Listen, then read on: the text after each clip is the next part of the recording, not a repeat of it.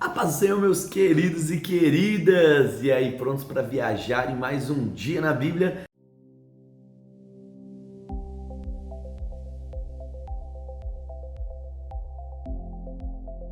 Tenho certeza que sim, querido. Quantas coisas nós temos aprendido e é só o começo de tudo aquilo que nós vamos aprender. Afinal de contas, esse é o nosso projeto Bíblia em um ano. Nós estamos lendo Gênesis, Lucas e também Salmos. E hoje nós vamos de Lucas capítulo 22, a partir do versículo de número 1. O que será que a gente vai aprender? Qual a história que a gente vai ver? Bora lá, leia comigo, acompanhe aí, aumente esse som, você que está indo para o trabalho, assistindo, lavando louça ou fazendo serviço de casa. O importante é você se expor à verdade de Deus.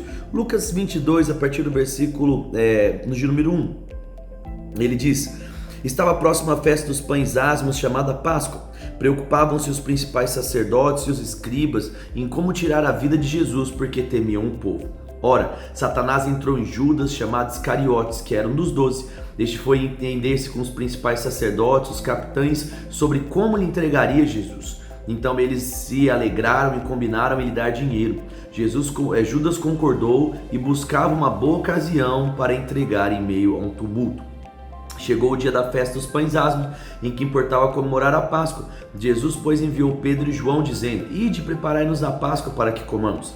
Então eles perguntaram: o que queres que preparemos? Então lhe explicou Jesus: ao entrares na cidade, encontrareis um homem com um cântaro de água. Segue-o até a casa em que ele entrar. E dizei ao dono da casa: o mestre manda perguntar-lhe: onde é o aposento no qual eu hei de comer a Páscoa com os meus discípulos? Ele vos mostrará um espaço num cenáculo mobiliado, e ali fazei os preparativos. E indo, encontraram com Jesus e disseram: prepararam então a Páscoa. Chegara a hora, pois Judas estava à mesa com ele e com os apóstolos, e lhes disse: tenho desejado ansiosamente comer convosco a Páscoa, antes do meu sofrimento. Pois vos digo que nunca mais comerei até que ela se cumpra no reino de Deus. Tomando um cálice, havendo dado graças, disse: recebei e parti em meio a vós. Pois vos digo que de agora em diante não mais beberei do fruto da videira até que venha o reino de Deus. E tomando um pão, dando graça, o partiu e lhes disse: este é o meu corpo oferecido por vós, façam isso em memória de mim. Semelhantemente, depois de cear, tomou o cálice, dizendo: este é o cálice da nova aliança no meu sangue, derramado em favor de vós. Todavia, a mão do traidor está comigo à mesa. Nossa, já imaginou Judas ali comendo e leva essa, ouve essa? Ele diz 22, porque o Filho do Homem, na verdade, vai segundo o que está determinado, mas ai daquele que por intermédio de quem ele está sendo traído. Então começaram a indagar entre si o que seria dentre eles e o que estava para fazer isso, ou quem iria fazer isso. E suscitaram também entre si uma grande discussão sobre qual deles parecia ser o maior. Mas Jesus lhe disse: os reis dos povos dominam sobre eles, e os que exercem autoridade são chamados benfeitores. Mas vós não sois assim, pelo contrário, o maior entre vós seja o menor, e aquele que dirige seja como o que serve. Pois qual é maior? Quem está à mesa ou quem serve? Porventura não é quem está à mesa? Pois no meio de vós eu sou como aquele que serve. Vós sois os que tendes permanecido comigo nas minhas tentações. Assim como meu Pai me confiou um reino, eu vos confio também, para que comais e bebais à mesa no meu reino, vos assentareis em tronos para julgar as 12 tribos de Israel. Então a gente vê Jesus aqui celebrando a ceia, deixando orientações, porque ele já estava aí próximo, não é, caminhando a sua morte. Ele já tinha esse discurso, né, de que ele iria morrer, e por isso nós sabemos que muitos começam a abandonar, tá bom? Verso 31 ele diz: Simão, Simão, eis que Satanás vos reclamou para vos peneirar como trigo. Eu, porém, rogarei por ti para que a tua fé não desfaleça. Tu, pois, quando te converteres, fortalece também os teus irmãos. Ele, porém, respondeu: Senhor, estou pronto para ir contigo, tanto para a prisão como para a morte. Mas Jesus lhe disse: afirmo-te, Pedro, que hoje 3 vezes me negarás, e dizendo que não me conheces antes que o galo cante. Tem gente que fala que não é galo, tem gente que fala que isso aqui é um sino, não é? E não foi cantar ou tocar 3 vezes, foram 3 negativas, né? 3 negações, não é? Verso 35 ele diz: a seguir Jesus lhe perguntou: quando vos mandei sem bolsa, sem alforje, sem sandália, faltou-lhes porventura alguma coisa? Nada, então disseram eles. Então lhes disse: agora, porém, quem tem bolsa, tome-a, como porém o alforje, e o que não tem espada, venda sua capa e compre uma. Jesus estava alertando tempos difíceis. E ele diz: pois vos digo o que importa, que se cumpra em mim o que está escrito. Ele foi contado contra os malfeitores, porque a mim se refere e está se cumprindo. Então lhe disseram: Senhor, eis aqui 2 espadas. E respondeu eles: basta. Gente, olha que coisa interessante. Então Jesus está anunciando, não é que porque ele iria deixar os discípulos, um tempo grande desafiador ia acontecer. E quando nós vemos a história da igreja, nós podemos aprender quanta perseguição aconteceu. Todos os apóstolos morreram ali como mártires, uns decapitados, outros comidos por feras, outros ali foram exilados, né, como João, jogado em óleo fervendo. E tudo isso é parte do que Jesus está anunciando. Bora lá agora para Gênesis, capítulo de número 39. Vamos lá, primeiro livro da Bíblia.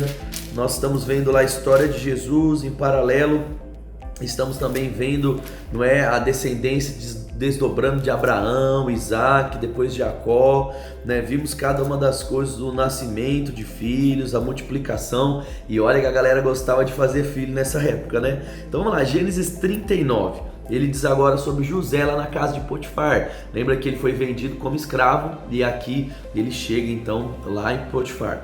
Ele diz assim, ó, Gênesis 39:1. José foi levado ao Egito e Potifar, oficial de Faraó, comandante da guarda egípcio, comprou dos ismaelitas o que tinham levado para lá. O Senhor era com José, que veio a ser homem próspero e estava na casa do seu senhor egípcio. Vendo Potifar que o Senhor era com ele, que tudo que fazia o Senhor prosperava nas suas mãos, logrou José a mercê perante ele, a quem servia, e ele o pôs como mordomo de sua casa, ele passou às suas mãos tudo que tinha. E desde que fizera mordomo de sua casa, e sobre tudo o que tinha, o Senhor abençoou a casa do egípcio por amor a José. A bênção do Senhor estava sobre tudo que ele tinha, tanto em casa como no campo. Potifar, tudo o que tinha confiou nas mãos de José, de maneira que, tendo como mordomo, de nada sabia, além do pão com que se alimentava. José era formoso de porte e de boa aparência. Verso 7.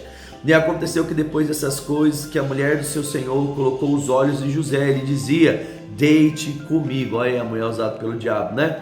Ele, porém, recusou e disse à mulher do seu senhor: tem-me por mordomo, meu senhor, e não sabe do que há em casa, pois tudo que tem me passa a ele as minhas mãos. Ele não é maior do que eu nessa casa, e nenhuma coisa me vedou, senão a ti, porque você é a mulher dele. Como, pois, cometeria eu tamanha maldade e pecaria contra Deus? Verso 10.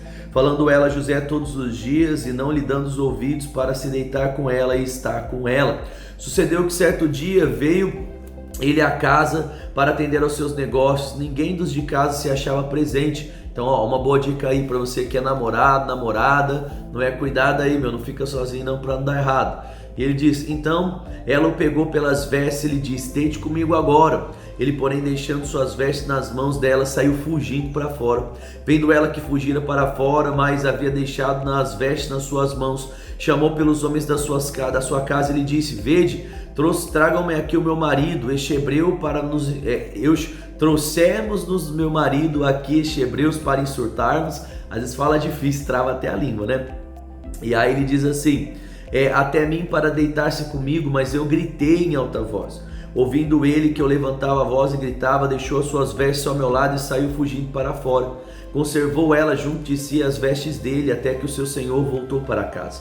Então lhe falou segundo as mesmas palavras e disse: o seu servo hebreu que nos trouxeste veio a ter comigo para me insultar. Quando, porém, levantei a voz e gritei, ele deixou as suas vestes do lado e fugiu para fora. Tendo então o Senhor ouvido as suas palavras da sua mulher, como lhe tinha dito, dessa maneira me fez o teu servo. Então se lhe acendeu uma grande ira. E o Senhor de José o tomou e o lançou na prisão, no lugar onde os presos do rei estavam encarcerados, e ali ficou. O Senhor, porém, era com José, e ele foi benigno, e lhe deu mercê perante o carcereiro, ou graça em outras traduções, né?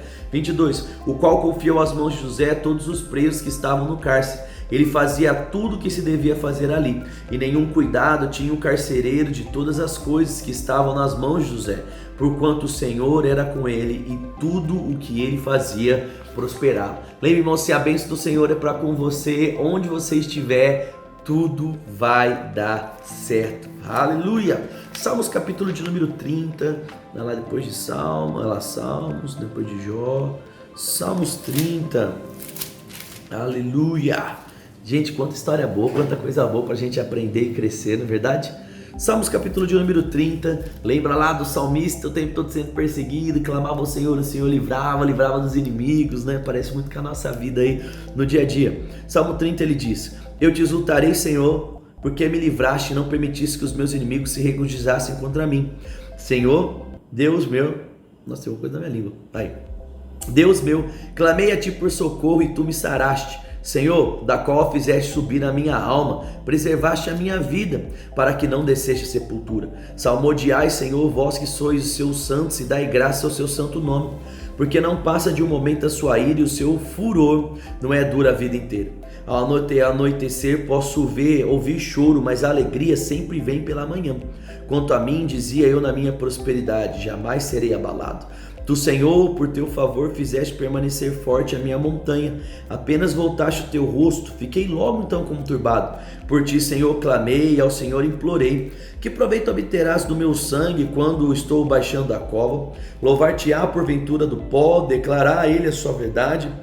Ouve, Senhor, e tem compaixão de mim. Se tu, Senhor, o meu auxílio, converteste o meu planto, e em folgueados tiraste o meu pano de saco e me cingiste com alegria.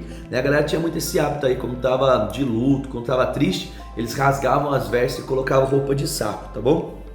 E ele diz: para que o meu espírito te cante louvores e não se cale. Senhor Deus meu, graças te darei para sempre. Então olha que coisa interessante, qualquer situação que você pode estar passando, qualquer problema, você pode sim contar ao Senhor e Ele vai transformar a sua tristeza em alegria. Percebe que aqui o salmista mesmo diz, o choro, né, dura uma noite, mas a alegria sempre vem pela manhã.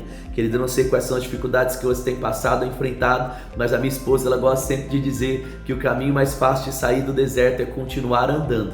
Então corra, ande, avance rumo ao propósito de Deus, que eu tenho certeza que tudo isso vai passar. Afinal de contas, essa leve momentânea tribulação, né, esse tempo presente não se compara com a glória que vai se revelar aqui na terra, mas também lá no céu. E eu gostaria aqui de fato orar por você, não é, clamando algo ao Senhor para que você viva uma vida maravilhosa. Amém? Pai, eu quero orar pela vida de cada um dos meus irmãos que tem acompanhado essa leitura bíblica.